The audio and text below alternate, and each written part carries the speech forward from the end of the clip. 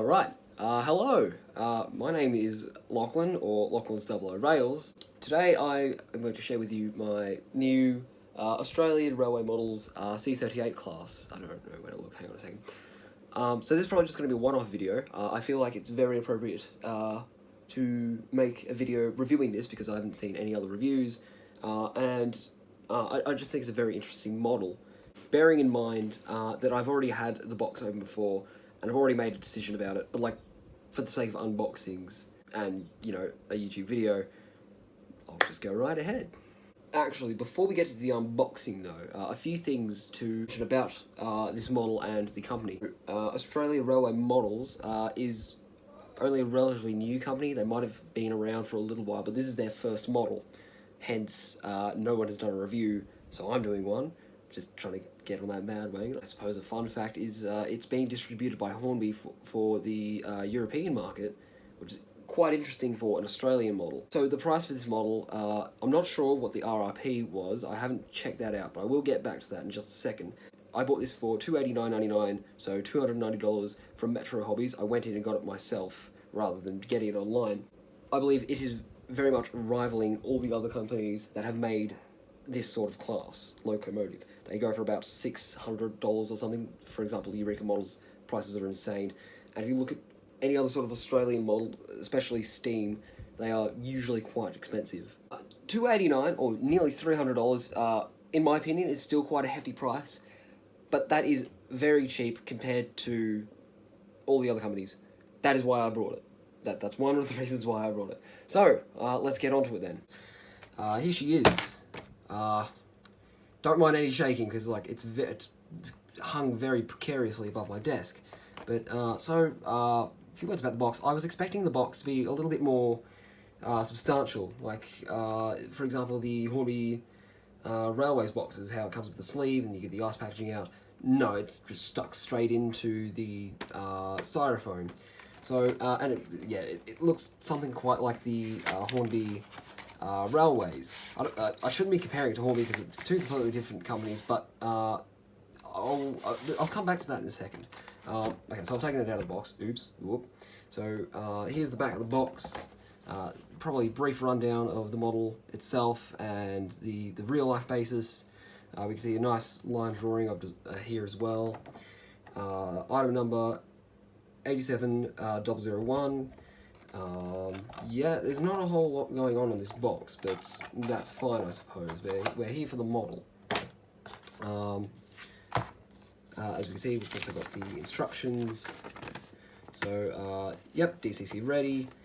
So, general stuff, DCC ready, running hints, routine maintenance, just the normal stuff you would get. I know I shouldn't be comparing it to Hornby, but this looks exactly like an instruction manual you would get with Hornby. We can see there are proper bearings, lubrication points, DCC fitting, loco and body removal, tender removal as well, close coupling as well.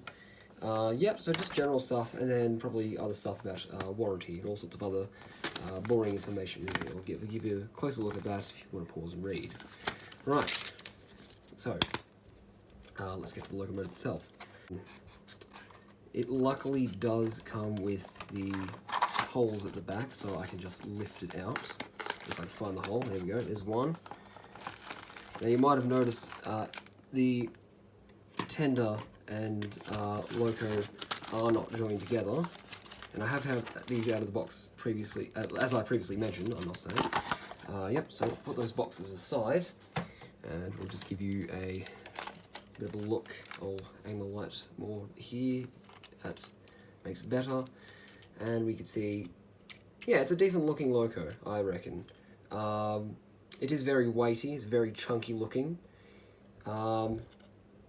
Yeah, I do like the colour though, the paint is very well applied, but yes, we'll put it onto my white background now and then we'll give it a look there. Well, here it is then on my white background. So yeah, I don't know what to say really. I do very much like the colour of it. The colour is very bright and very green. Starting on the front end, we can see that there is a big old headlamp. That is for display purposes only. It does not light up. There actually is a great big chunky weight in the front of the smoke box which obscures any sort of wiring to go through there. I think it'd be a very cool idea to put some wiring for lights in there. Unfortunately, they didn't, and considering the price tag, it would have been very appropriate to do so. Moving to the side of the boiler, we can see that the paint has been very crisply applied. I don't mind that at all. And you can see it also on the running board. So this little area here with pipes and boxes, I'm assuming it's some sort of, I honestly don't know actually.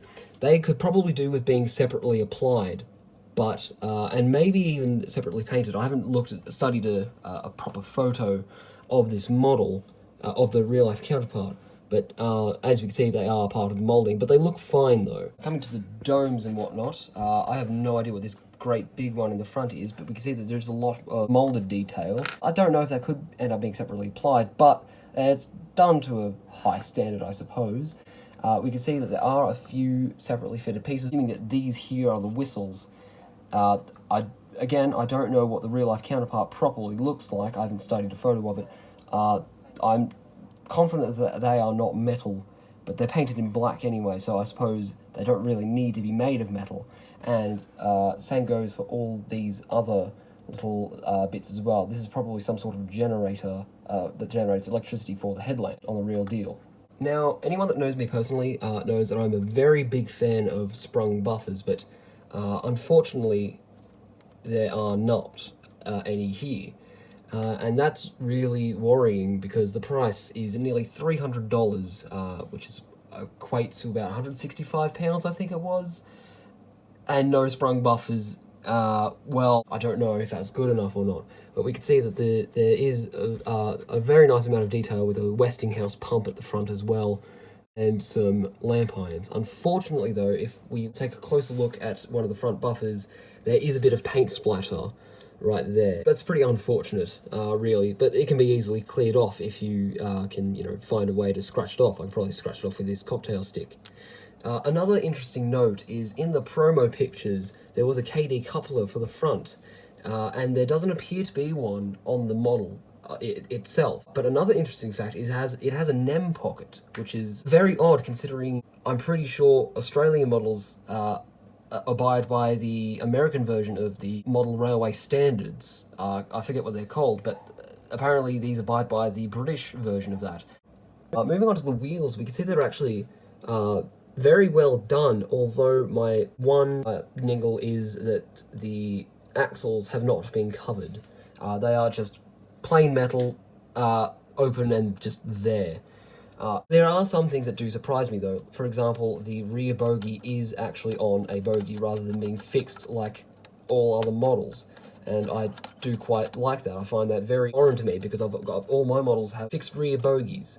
Another note to point out is the eccentric rod is very loose. I don't know what's going on there. They could do with some tightening around this area, but as long as you are very careful with the model, it shouldn't snag on anything and it should be fine. And it's especially fine when it's running. I have given it a bit of a run on my test track and it works quite alright. Moving on to the cab, we can see the 3806 is very nicely applied, looks very good. We also have the Australian coat of arms there, but if I can zoom in on my iPhone 8 camera, yeah, that does a pretty good job. We can see that it isn't very legible. You can't really tell which is the kangaroo and which is the emu. This looks nothing like I can tell that this is a kangaroo, but this does not look like a kangaroo at all. And we can also see on the handlebar here at the back of the cab, which is made of plastic, there is some paint missing. We also have some sort of builder's plate here, which is not legible at all. Tut, very disappointing.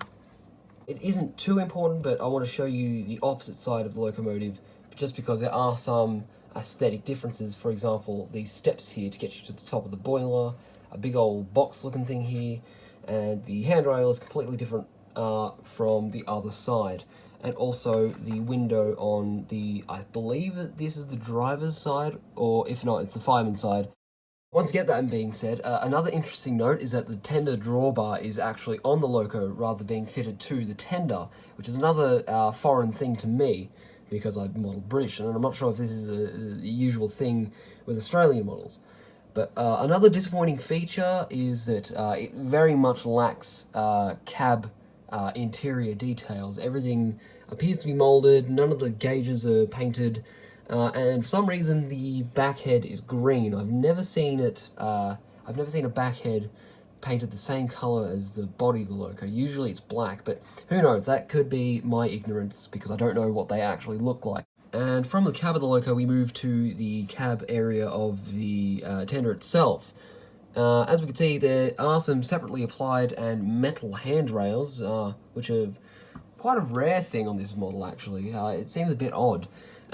We have some coal coming out of the little bunker area. It's got a bit of a gloss to it, and you'll see that on the coal as well. Everything doesn't appear to be separately fitted, although I think the moulding is actually quite well done on that. We can also see there are some loco steps, or tender steps I should say rather, which look alright. We can see some rivets all over the tender. I quite like that. I do quite like that feature. It looks very nice. It looks, it just breaks up all the flat surface area if you add rivets to it. There's also some riveting going on under the tender itself, on top of above the bogies. The bogies are very well detailed as well.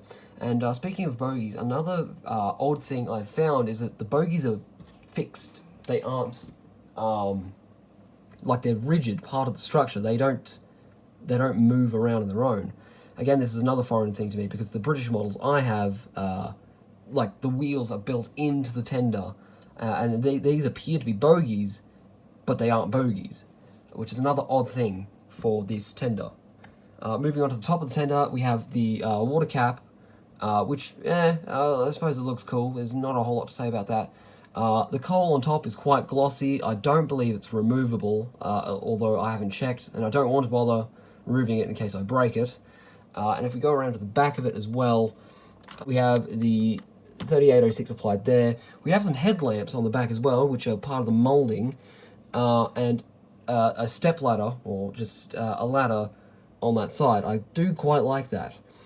And one inconsistent thing that I pointed out before is that the front of the loco lacks the K decoupling, but the K decoupling is here, although it lacks a hook for a regular 3-link or screw-link coupling. That doesn't matter though, and also we can see the buffers as well, which are also not sprung. I do like with the ladder as well that the paint is consistent, where when it runs over the buffer beam, it turns red there. I wouldn't have minded if it stayed green, but that's a nice touch. I also do like the addition of the rivets on the side of the ladder. Okay, so as I begin the process of taking it apart, a few other things to note is that this does come with bearings on all the wheels, as I pointed out before in the instructions, which is awesome. So to get to the body, you have to remove the rear bogie and then remove a screw under the front bogie. And then it looks like a weird amalgamation of, a giant tank engine that looks off balance, I suppose. So once you undo the front bogie, you then have to undo a screw that's underneath that bogie. Remove that. And here we go. And there she is. Those two screws can fall on there. Okay, so as we can see, it looks very much like a typical Hornby loco, or any sort of Pacific, or one of those larger engines in their range. The motor being mounted like at the back with the flywheel, the worm being in there, driven straight down to the wheels, and very surprisingly, it's only an 8-pin socket decoder. Or anyway, I mean, you can fit sound to it, obviously. I think there is space in the tender for it. You could probably fit lighting to it. There probably is a way to remove that weight in the front of the smoke box. Well, there's not a whole lot else to say about the chassis, besides I thought I'd point out it looks very much like the Hornby standard kind of Pacific things. It looks very much like my old Flying Scotsman. I do like the addition of the flywheel on the back there. That gives it a nice bit of inertia as it's running around your layout. So on to the running session then, and in this opening shot we can see the C38 coming down, and it cuts off at a particular area. It's notorious for Really only my locos for cutting off there, but we can see it has had enough momentum to get over that dead zone, and it continues forward. It's just carrying a short rake of open wagons at the moment. This is around the Ballarat and District Model Railway Club, which I've only been part of since mid this year, I think it is. But, well, I'll leave you guys to it.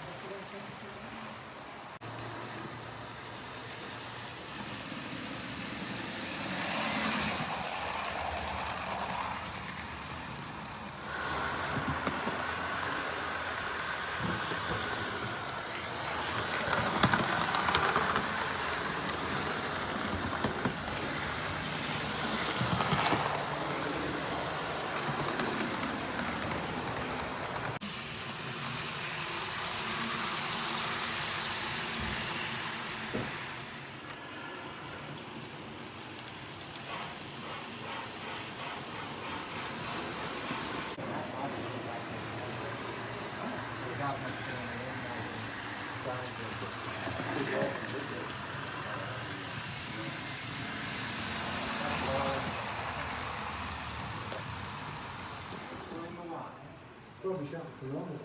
$250 and the bloke contacted me. He said, I'll give you 300 now for it. So he keeps contacting me, I've got to find him another one. I know where there is one. Yeah. Put lights here in Ballarat. I can soon put lights in the fire. Oh, sure. 10 minutes. Yeah, sure. We could solder them into the circuit board where the decoder goes. Yeah. Just drill a little hole and just thread it through. Yeah, I reckon I could do that. Because if you look close, you can see.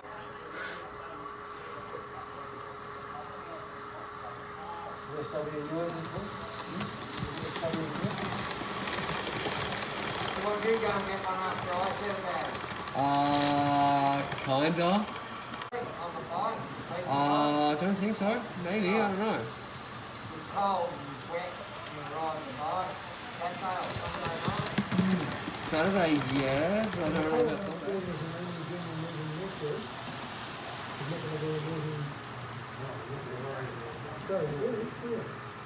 Not unless they change their mind again.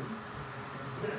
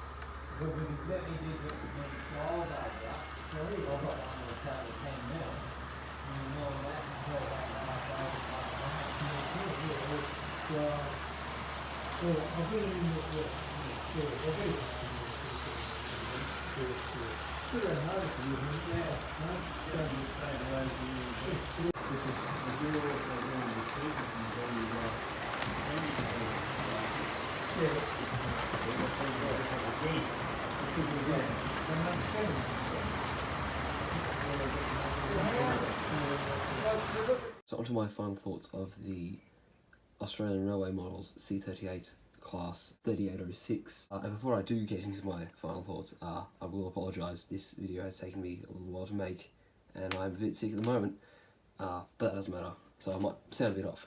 But just to go over the points that I've made already. This is their first locomotive, so there will be things that you need to learn, I suppose.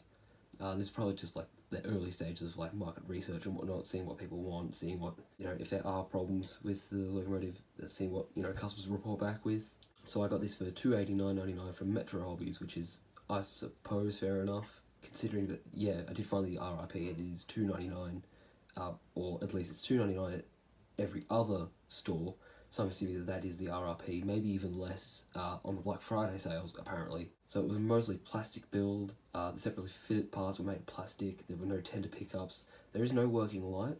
You can do it yourself, which would be a nice project, I suppose. Same with the tender pickups, you could easily do that yourself, you just need a completely new bogey system or something, I reckon, underneath the tender. It lacks the cab detail, and I did find out that the green inside the cab is prototypical, it is real on some locos. There's visible flashing, it lacks sprung buffers, there's paint splatters, it lacks a front coupler, although they are NAM socket, which I suppose is a plus sign. It has a legible signage and builder's plates, and it's got flimsy eccentric rods. But it's not all doom and gloom though. I do like this loco a lot. It's, again, much cheaper compared to any other Australian manufacturer that has made steam locomotives. They usually go for way more than this. So they're doing something right here. I definitely reckon that these guys will get very popular with their much cheaper steam locomotives. If the European market enjoys as well, these guys will definitely have to dive deeper into the Australian market, and hopefully, I'm hoping that they make some Victorian stuff. That would be very cool to see, I reckon. But anyways, thanks for watching, and I don't know, probably do another one. Let's see.